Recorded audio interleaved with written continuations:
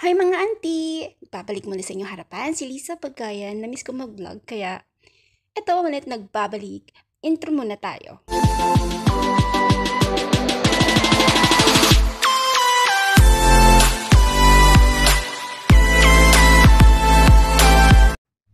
Dahil na-miss ko mag-vlog, tara, share ko sa inyo ang bawat ganap bilang isang cleaner dito sa Dubai. Sa bawat araw, ito ang ginagawa namin. Ito pang sa room namin ay dalawa kami, isang TPH at saka Just Life. Yung tatlong kasama ko, TPH sila. Ako lang yung isang Just Life. Sister company ng TPH and Just Life. Ang uniform nila ay kulay pink at ako ay kulay blue. Tara, baba na tayo. Sa baba, makikita nyo yung van. Yan. Mga driver at mga cleaners naghahanda na para sa pag-alis. 7 o'clock kasi kailangan sa baba na kami kasi kanya-kanya na kaming baba ng bawat area namin. So, ayun si Sama. Hi, Sama. Good morning. Tara, kain muna tayo. Ganito yung dining namin tuwing morning. Magulo, maingay. Kikita-kita kaming magkakaibigan. Yan. Tuwing umaga, kumakain kami, nagluluto kami dito kung ano-ano. And then, ayan, hanapin na natin yung van natin. Nakikita niyo yung pangalan, Just Life. Ayan, mga Just Life sila. Tara, hanapin na natin yung van. Papasok na naman tayo. Ayun yung van namin. Nakatapat sa depa. Hindi pa natutulog, hindi pa kumakain, hindi pa naliligo. Char! So, ayan guys. Tara na, pasok na tayo sa van. Good morning kuya. Ayan nga pala yung CM namin. Kasi minsan, nagbubok si client ng with CM. CM is cleaning material. Kaya nakamalit yung mga gamit namin. At dahil 8 to 8 ako ngayon, ang unang duty ko is 2 hours. Second duty is 2 hours. And the third duty is 3 hours. And the last duty is 2 hours. Ito na yung second duty ko sa Verge Residence, Tower 6. Ang area nga pala namin ay downtown. Tapos, 12 kami, mga babae sa isang van. Kanya-kanya kami ng destination sa buong downtown. And then, kailangan natin pumunta muna sa security para mag-log. And then, ayan, malabi yung camera ko. Tingnan muna natin ang tanawin dito. Gusto talaga namin pumunta dito, lalo na dun sa may pakpak. Kasi ang ganda, pinipilahan talaga siya. Maya, papakita ko sa inyo. Ayan, tingnan nyo muna yung tanawin. Di ba, ang ganda? Pupunta kami dyan. Kaso hindi pa ngayon kasi nga lagi kami busy. Yan.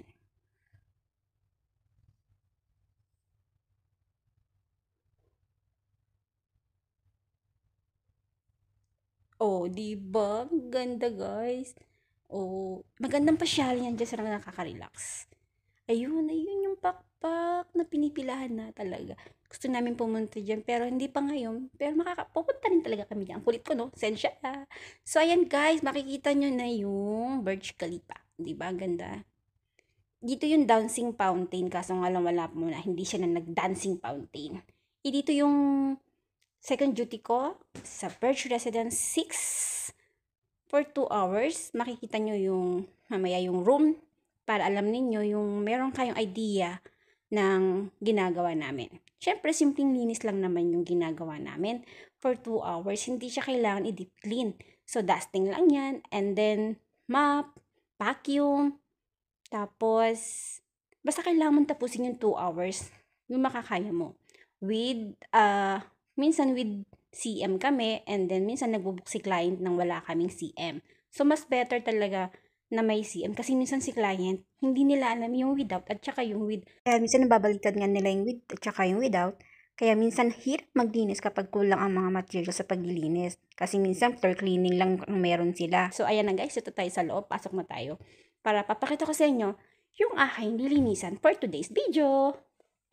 Ayan, sa elevator na tayo guys. Ayan, sakit na tayo. Sa tower na, sa 9 ako. Floor 9. Yan, ito yung aking portal. 4 yung bagsak ko. 4 na bagsak, it means 4 duties. 9 hours yan, guys. So, ayan, guys. Ito yung aking nilinisan. 2 room, 1 sala, isang balcony na maliit, at saka isang kitchen, at 3 washroom. Dusting lang yan, and then, mopping, vacuum. Sa balcony naman, depende naman kung lilinisin mo. Minsan kung talagang wala ka ng oras, hindi mo na kailangan linisan. Depende yan kung kaya mo pang linisan, kung meron ka pang oras. Ito nga pala yung baba niya, yung kanyang view dito sa balcony. Di ba? Ang ganda, ang ganda. Ayun, yung pakpak na pinipilahan. Pipila rin kami dyan.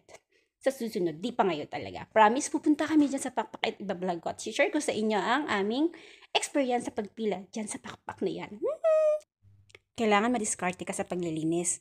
Kasi 2 hours lang, tapos ang laki-laki ng bahay, kailangan matuto kang mag-magic. Char! Kasi kailangan talaga matapos mo yung ginagawa mo sa loob ng 2 hours kasi nga si client minsan nag-IR siya. So, iniingatan mong portal, yung iniingatan mong bonus, mawawala yan sa isang star lang at isang complaint, mawawala yung pinag-ingatan mo. Kaya kailangan matuto kang mag-magic at kailangan matapos mo. Pero dapat malinis ang gawa. Kasi doon ka napupuri ni client at bibigyan kanya ng 5 star. Yan, gabi na, uwian na. Bye-bye! See you next time!